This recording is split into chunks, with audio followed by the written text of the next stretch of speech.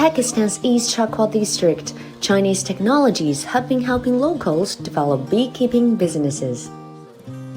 A team in Arid Agriculture University, Rawalpindi, has been working to introduce the Chinese method for producing royal jelly in honeybee hives to make beekeeping a profitable venture for the local community and create new opportunities for exporting honey to international markets. This is the queen, having the large abdomen and moving around all the cells around the comb. The royal jelly comb consists of the queen cells, which are the plastic queen cells, Chinese plastic.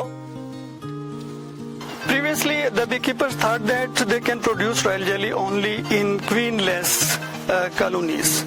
So when the colony is queenless, the population of the bees becomes decreased. The difference in Chinese technology was that royal jelly can be produced in queen-right colonies with the use of plastic cells, and we made trials for this method and we were successful last year.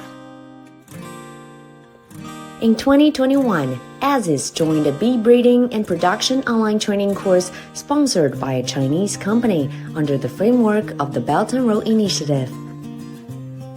In that training, there was a lecture for production of royal jelly.